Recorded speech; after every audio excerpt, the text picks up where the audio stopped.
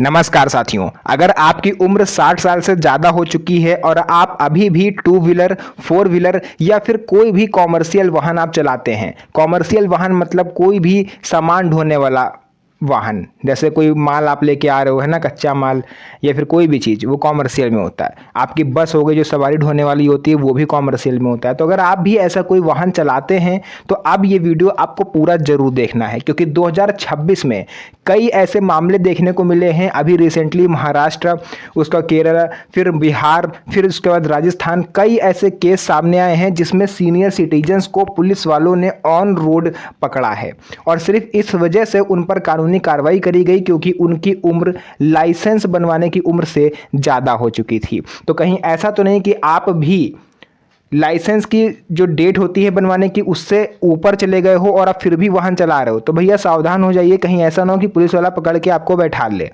तो आज के इस वीडियो में पूरे डाउट मैं आपको क्लियर करूंगा, बहुत ही ज़्यादा ध्यान से देखिएगा, क्योंकि अभी तक का सबसे बड़ा फैसला बुजुर्गों के ड्राइविंग लाइसेंस पर आ चुका है। तो चलिए वीडियो को स्टार्ट करते हैं और एक एक करके सभी चीज़ों को विस्तार से समझते हैं। तो देखिए, सबसे पहले तो हम ये जानेंगे कि आखिर सीनियर सिटीजन किसे कहते हैं। देखिए, बुजुर्ग हम व्यक्ति को 50 साल पे भी कहते हैं, 55 साल पे भी कह देते हैं और 80 साल वाले व्यक्ति को भी हम बुजुर्ग कहते हैं। लेकिन बुजुर्ग में और सीनियर सिटीजन में काफ़ी ज़्यादा अंतर है, क्योंकि सरकार बुजुर्ग नहीं कहती है, वो सीनियर सिटीजन कहती है। और सीनियर सिटीजन व्यक्ति जब बनता है जब वो 60 साल की उम्र को पूरी कर लेता है, उसके ऊपर चला जाता है। फॉर एग्जाम्पल, अगर आपकी उम्र 59 साल 11 महीने है तो आप वरिष्ठ नागरिक नहीं कहलाओगे, उस समय आप केवल बुजुर्ग कहलाओगे। लेकिन जैसे ही आपने 60 साल की उम्र को पूरा करा आधार कार्ड के हिसाब से, वैसे ही आप सीनियर सिटीजन कहलाओगे सरकार की नज़र में और ऑफिशियली रूप से। तो आपको बुजुर्ग में और सीनियर सिटीजन में डिफरेंस समझ में आ गया। वैसे तो कोई अंतर नहीं है, लेकिन सरकार की नज़र में बहुत बड़ा अंतर है। ये चीज़ क्लियर हो गई। इसके बाद देखिए, क्या 60 साल के बाद लाइसेंस रद्द हो रहा है? तो सबसे बड़ा सवाल आज का यही है, क्योंकि मैंने अभी वीडियो के स्टार्टिंग में कुछ राज्यों का जिक्र किया था। आपका महाराष्ट्र हो गया, केरला हो गया, राजस्थान हो गया, बिहार हो गया। यहाँ पे कई सारे लोग ऐसे पकड़े गए, ऐसे सीनियर सिटीजन पकड़े गए। मैंने न्यूज़पेपर में भी पढ़ा, कई जगह मैंने इस चीज़ को देखा। तब मैंने सोचा क्यों ना इस पर एक वीडियो विस्तार से बनाई जाए, क्योंकि अभी भी हमारे भारत देश में जानकारी की कमी है, लोग जागरूक नहीं हैं। किसी को आप कुछ बता दो वो वही मान लेता है। अभी आप लोग इस वीडियो को देख रहे हो ना, अभी आप किसी आस पड़ोसी को या अपने घर में ही किसी को आप बताओगे कि भैया अभी अभी न्यूज़ आई है, हमने देखा यूट्यूब पर कि 60 साल के बाद अब हमारा लाइसेंस नहीं बनेगा, तो बहुत सारे लोग होंगे जो सच समझ लेंगे और यही सच वो आगे बताएंगे, मतलब बिना वेरिफिकेशन करे। आप जिसको बताओगे वो वही चीज़ आगे बताएगा, वो आगे बताएगा। इसी तरह से समाज में लोग गलत धारणाएं बना लेते हैं, भ्रम फैलता है। हकीकत क्या है वो मैं आपको बताऊंगा। तो जिन राज्यों का मैंने अभी यहाँ पर नाम लिया और वहाँ पर जो भी लोग पकड़े गए, उसमें से हाँ, मैं ये मानता हूँ कि अधिकतर की उम्र 65 साल से ऊपर थी। कोई 67 साल का था, कोई 75 साल का था, कोई 72 साल का था। लेकिन रीज़न ये नहीं था कि आप पर लाइसेंस जो है आउट ऑफ डेट हो चुका है या आप आउट ऑफ डेट हो चुके हो, अब आप काबिल नहीं रहे गाड़ी चलाने के। आप खुद सोच के देखो इस चीज़ को। बड़ा सुनने में तो आप थोड़ा सा मजाक लगेगा, लेकिन सीरियस बात है। जब हमारे देश का प्रधानमंत्री 75 साल पूरा होने के बावजूद देश की गद्दी पर बैठ के पूरा देश चला रहा है, तो क्या एक 70 साल का सीनियर सिटीजन 2 पहिया गाड़ी पर बैठ के गाड़ी नहीं चला सकता 2 3 4 10 किलोमीटर? खुद सोच के देखो। सुनने में बड़ा अजीब लग रहा है, लेकिन सच्चाई है। हमारे देश के कई ऐसे नेता हैं जो 70 75 80 साल के हो चुके हैं, लेकिन अपनी सीट से चिपके हैं ना, अभी भी हट तो नहीं रहे। तो सीनियर सिटीजन भी नहीं हटेंगे। देखिए, मोटर व्हीकल एक्ट 1988 आपको ये पूरी आज़ादी देता है कि किसी भी उम्र में आप लाइसेंस बनवा सकते हो या रिन्यूअल करा सकते हो। आपने पूरी ज़िंदगी गाड़ी नहीं चलाई, ना लाइसेंस बनवाया, 60-70 साल के आप हुए, आपके बेटों ने गाड़ी खरीद के आपको दी, पहली बार आपको गिफ्ट करी प्यार से। अब आप सोचो कि यार लाइसेंस नहीं बन पाएगा, रिन्यूअल नहीं होगा। भाई साहब, सब हो जाएगा। आप करवाने तो जाओ, दिल से काम करवाओगे तो सब हो जाएगा। इसके बाद देखिए, 75 वर्षीय व्यक्ति की आंखों की रोशनी अगर अच्छी है, या 60 साल वाले व्यक्ति की, या 80-90 साल वाले व्यक्ति की आंखों की रोशनी अच्छी है, रिएक्शन टाइमिंग सही है, मेडिकल फिटनेस प्रमाणित है, तो उसका लाइसेंस रिन्यूअल भी होगा और बनेगा भी। इस चीज़ को आप दिमाग में बैठा लिए और यही चीज़ लोगों को बताइए। मेरी आप लोग से हाथ जोड़ के रिक्वेस्ट रहेगी कि आपने के जो भी जानने वाले हैं व्हाट्सएप, फेसबुक, इंस्टाग्राम, जहाँ पर भी, हर जगह लोगों के साथ इस वीडियो को शेयर करिए। अपने ग्रुप में लोगों को बताइए जिनसे आप लोग रोज़ मिलते हैं, है ना, सुबह वॉकिंग के दौरान या जो भी आस पड़ोस मोहल्ले में, सबको ये चीज़ बताइए। क्योंकि हो ना हो सकता है उसके मन में भी यही भ्रम बैठा हो कि हम 60 साल के बाद लाइसेंस नहीं बनवा सकते। तो ये आपकी जिम्मेदारी है कि समाज को आप जागरूक करो। लाइसेंस रिन्यूअल कराने के समय क्या बदलाव होते हैं? देखिए, उम्र बढ़ने के साथ साथ लाइसेंस की वैलिडिटी कम होती जाती है। आप 18 साल से 30 साल की उम्र के बीच में बनवाओगे तो वही वैलिडिटी आपकी 10 साल, 7 साल या 5 साल, मैक्सिमम राज्यों में 5 साल से ज़्यादा ही रहती है, कहीं पर 7 साल, कहीं पर 10 साल, कहीं 12 साल। 30 से 40 की उम्र में बनवाओगे तो और 3 साल कम हो जाएंगे। 40 से 60 वर्ष की उम्र में बनवाओगे तो कहो 5 ही साल वैलिडिटी बचे। और 60 साल के बाद अगर आप बनवाते हो तो कई राज्य 3 साल की वैलिडिटी देते हैं और कई राज्य 5 साल की वैलिडिटी जारी रखते हैं। ये डिपेंड करेगा आप किस उम्र में बनवा रहे हो, है ना। तो वैलिडिटी ही कम होगी। लाइसेंस बनने या रिन्यूअल होने से कोई मना नहीं करेगा, ये सुप्रीम कोर्ट का भी आदेश है भैया, ये चीज़ आप समझ लीजिए। इसके अलावा अगर किसी व्यक्ति का लाइसेंस समाप्त होने वाला है तो उसे समय रहते रिन्यूअल करवा लेना चाहिए। क्योंकि मान लीजिए कि जुलाई 2026 में आपका लाइसेंस एक्सपायर हो रहा है, तो आपके पास 1 साल का समय है, जुलाई 2027।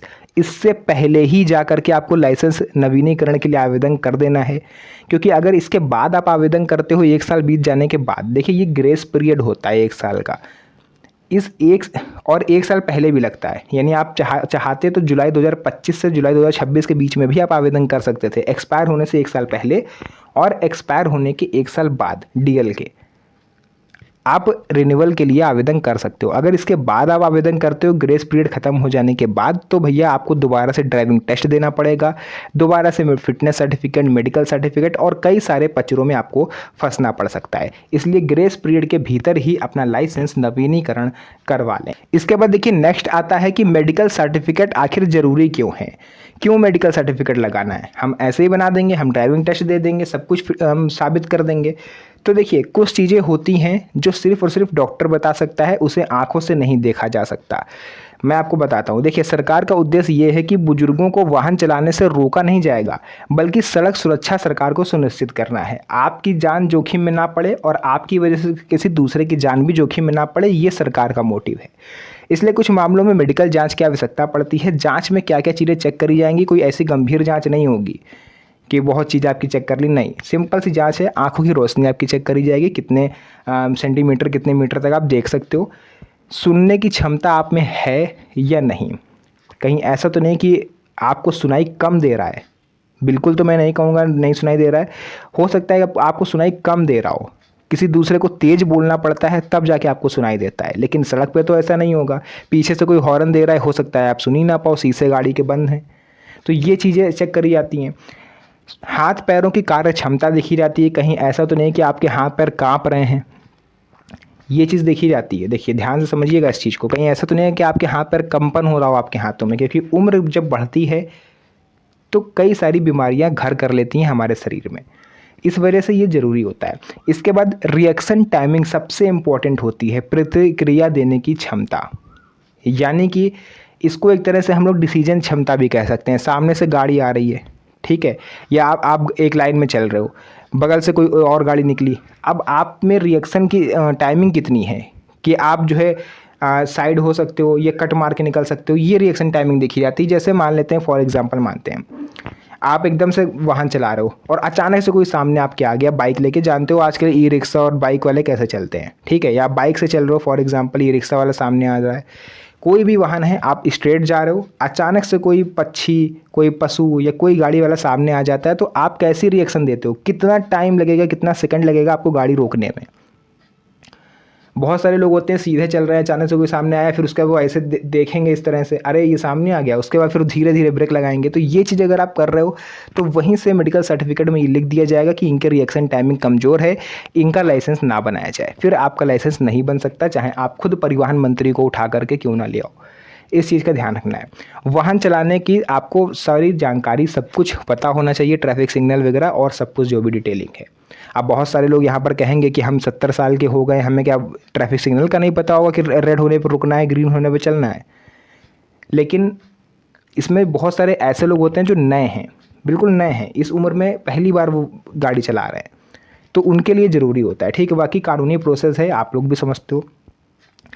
यदि किसी व्यक्ति को ब्रेक दबाने में ज़्यादा देर हो रही है तो दुर्घटना का खतरा इससे बढ़ सकता है, आपकी जान भी जोखिम में जाएगी और आपकी वजह से लोगों की जान भी जोखिम में जा सकती है। इसके बाद है टॉपिक नंबर 5, लाइसेंस समय पर रिन्यूअल करा लेना क्यों ज़रूरी है। देखिए, कई लोग लाइसेंस की समाप्ति तिथि पर ध्यान नहीं देते, बाद में उन्हें अतिरिक्त शुल्क देना पड़ता है। मैंने अभी ग्रेस पीरियड का नाम लिया था, आप लोगों ने सुना होगा। अगर उस ग्रेस पीरियड को निकल जाने के बाद आप लाइसेंस नवीनीकरण करवाते हो तो 50 रुपये प्रति माह से लेकर के 200 रुपये प्रति माह तक का आप पर फाइन लग सकता है, अगर आप जब भी जाओगे रिन्यूअल करवाने। तो इस चीज़ का आपको ध्यान रखना है। विशेष तौर पर किन दस्तावेजों की ज़रूरत पड़ सकती है, पुराना ड्राइविंग लाइसेंस आपको लेना है, आधार कार्ड, पासपोर्ट साइज फ़ोटो जो कि लेटेस्ट खींची हुई हो विदिन 3 मंथ्स यानी 3 महीने के अंदर की, निर्धारित आवेदन फॉर्म आपको भरना है, उसके साथ फॉर्म नंबर 15H भरना है जो कि मेडिकल सर्टिफिकेट के लिए लगाया जाता है। ध्यान रहे, अगर आप 40 साल की उम्र के बाद ड्राइविंग लाइसेंस बनवा रहे हो तो मेडिकल सर्टिफिकेट कंपलसरी है। बिना मेडिकल सर्टिफिकेट के अगर आपने आवेदन कर दिया तो आवेदन तो उस टाइम हो जाएगा बट वो रिजेक्ट हो जाएगा, पास नहीं होगा, क्योंकि मेडिकल सर्टिफिकेट कंपलसरी है। क्योंकि मोटर व्हीकल एक्ट 1988 में ये क्लियर मेंशन है, अगर आप पढ़ोगे, कि medical certificate is compulsory after 40 years age, यानी मेडिकल सर्टिफिकेट आपको हर हाल में देना है 40 साल की उम्र के बाद। डिजिटल सुविधाओं का लाभ आपको कैसे उठाना है, आज कई सेवाएं ऑनलाइन उपलब्ध हैं, आप आधिकारिक पोर्टल के माध्यम से आवेदन की स्थिति ट्रैक भी कर सकते हो। साथियों, आपने अगर आवेदन कर दिया है और आप उसका स्टेटस ट्रैक करना चाहते हो कि अब कहां तक पहुंचा, आप कितने दिन लगेंगे, अब स्पीड पोस्ट पर पहुंचा है, आपके घर पर कब आ रहा है, सब कुछ आप ऑनलाइन चेक कर सकते हो। और ध्यान रहे, आवेदन करने के 2 महीने के भीतर अगर आपके घर पर DL नहीं आ रहा है या रिन्यूअल का जो भी आपने प्रोसेस कराया नहीं आ रहा है तो फिर आपको हाथ पे हाथ धरे नहीं बैठना है कि जब होगा तो अपने आप आ जाएगा। नहीं, 2 महीने अगर हो गए तो फ़ौरन RTO कार्यालय जाइए जहाँ से आपने आवेदन किया था, वहाँ जाके पता करें कि कहाँ पर रुका हुआ है। अगर वो कहते हैं कि हमने अपनी तरफ से डिलीवर कर दिया है तो फिर आप अपने जो भी आपका पोस्ट ऑफिस लगता है वहाँ जाइए, अपने क्षेत्र के डाकिया यानी पोस्टमैन से मिलिए और उससे पूछिए क्या मेरे पते का कोई पार्सल आया था। अगर नहीं तो उसका नंबर ले लीजिए, उसको बता दीजिए कि भैया मेरा DL आ रहा होगा, मुझे इस नंबर पे कॉल कर देना। क्योंकि कई बार ऐसा होता है कि वो पोस्टमैन आपके घर पर आया लेकिन आपके घर पर कोई मिला नहीं और वो उस पार्सल को लेके वापस चला गया, फिर वो वापस आपके घर पर देने नहीं आएगा। कुछ दिन तक वो पोस्ट ऑफिस में रखता है कि शायद वो व्यक्ति हमारे पोस्ट ऑफिस में हमसे मिलने आए तो हम उसको दे देंगे। और अगर आप नहीं आते हो तो उसकी भी टाइमिंग होती है कि 25 से 30 दिन के भीतर फिर वो उसको वापस जहाँ से आया था वही भेज देता है, तो फिर आपको वापस RTO जाना पड़ता है। तो ध्यान रखिए, पूरा प्रोसेस मैंने आपको विस्तार से समझा दिया है। और सबसे बड़ा फैसला ये आया जो मैंने स्टार्टिंग में बताया था कि आज 2026 है, 2040, 2060 कितने भी साल क्यों ना बीत जाएं, मोटर व्हीकल एक्ट 1988 जो नियम बन गया वो कभी चेंज नहीं होगा। यानी ड्राइविंग लाइसेंस की मैक्सिमम उम्र कभी नहीं डिसाइड होगी। मिनिमम तो है 18 साल, मैक्सिमम उम्र कभी नहीं है। कहीं पर भी आप सर्च कर लो, यूट्यूब, फेसबुक, गूगल, कहीं पर भी आपको ड्राइविंग लाइसेंस बनवाने की मैक्सिमम उम्र सीमा कहीं पर नहीं लिखी दिखेगी। बस शर्त लिखी दिखेगी कि व्यक्ति चाहे 90 साल का क्यों ना हो, अगर वो मेडिकली रूप से फिट है तो उसका DL बनेगा भी और रिन्यूअल भी होगा। तो जो भी जानकारी थी मैंने पूरा आपको विस्तार से बताया है। वीडियो पसंद आई हो, वीडियो को लाइक करके चैनल को सब्सक्राइब जरूर कर लीजिएगा, क्योंकि इस तरह की वीडियोज़ मैं आपके लिए बनाता रहता हूँ। तो फिर से मुलाकात होगी आप सभी से एक और नई मज़ेदार वीडियो में। तब तक के लिए धन्यवाद। जय हिंद।